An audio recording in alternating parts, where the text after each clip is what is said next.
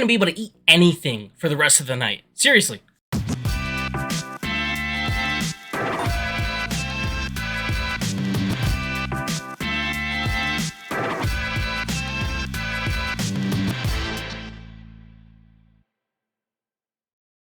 What up, guys, and welcome to my review of Terrifier 2. I guess I should tell you what it's about, but I think everybody knows what this is about. If you're interested in this movie, you know about it already, right? Like, you're in the horror community, you've been hearing about it, and you want to see it, but I guess I'll run it down real quick. It's about this brother and sister who are having these sort of sidekick visions and connections and nightmares to Art the Clown, who has returned. Art has returned on the anniversary of the events of the first film.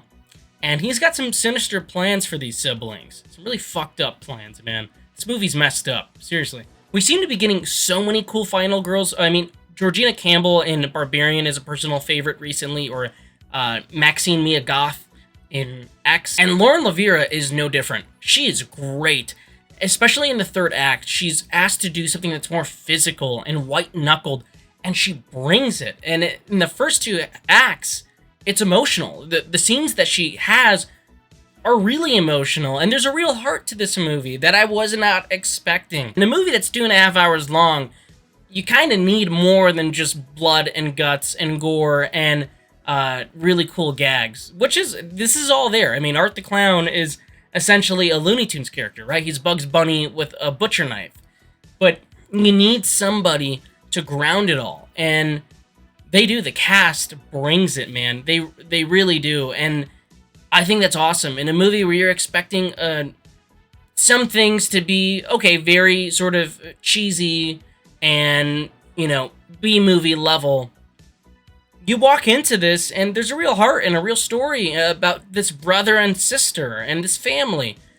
I thought that was cool. I was really taken aback by that, and even the supporting characters, like the friends in here, are great. They're funny when they need to be. There's some great cameos from other horror veterans that you'll see in here that we noticed. It's a great tip of the hat to the genre. I love that. Damien Leone, man, dude wears many hats in this, right? Like, he does special effects. He writes and directs. He's editing. That's a lot. That's a lot to take on, and I think he does great. I think this movie is ridiculously...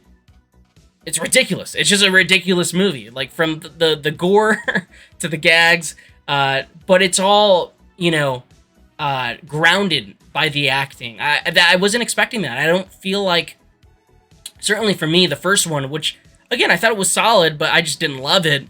I don't know if I felt the connection to the characters like I do here, and I thought this was cool. I really do. And the audience was, like, really eating it up. And I was having such a good time with it.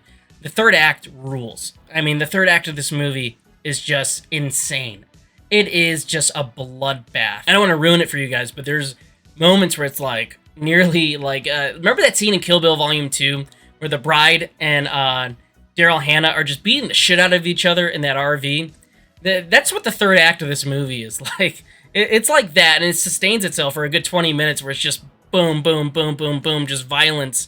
Cartoony violence, and it was fun. The one after another, the gags in this are just disgusting. There's one kill in here that made me feel like I was gonna throw up in the best possible way, and it should make you feel like that too. There's a couple of things that I wasn't too big on in the movie, but I don't want to harp on them too much, and that's really the pacing and the editing. I think the movie does go on a little long. It is 2 hours and 18 minutes, something like that, but at that point, I was enjoying the ride. The pacing does get a bit much, and there's certainly things that I feel like could have been trimmed. But man, this was funded by fans, and this is what the fans wanted. They wanted something big. They wanted an epic Art the Clown film, and that's what they got. And I haven't really talked about him much, but David Howard Thornton is great. I mean, he was great in the first one, but he's having a blast in this role. He really is, and he's playing it so cartoony, like Joker or like Daffy Duck, but with a trash bag full of like all these different weapons and like just crazy things. It's really cool, and I think if you're a fan of this kind of horror, this kind of slasher movie that is just balls to the wall insane. Is going to make you gag and be grossed out, but also make you laugh and feel something. I think you're going to enjoy this. I enjoyed this way more than I thought I would. So all I can do is recommend it to you if this sounds like something up your alley. I think the performances are really the standout here. Lauren Lavera, I think, is going to be a star. I mean, she really stood out to me. Really. And in this genre, I feel like we say that so much, but I think her performance here is really good. And I think we'll remember it. And so iconic, too. The iconography of what she's wearing, I could see so many people emulating that at cons or Halloween parties. It's really cool. I thought this movie was fun, man. I really did. But let me know what you guys think. Did you have fun with it? Did you see it tonight? I think you should see it in a theater. See it in a theater. It's playing like 800 screens. You can see it at AMC, Harkins theaters. I don't know where else, but it's playing pretty much everywhere for this weekend, and I think you would have a terrific time. So let me know your thoughts. Make sure to comment, like, subscribe, share, and click somewhere down there for more. Watch us.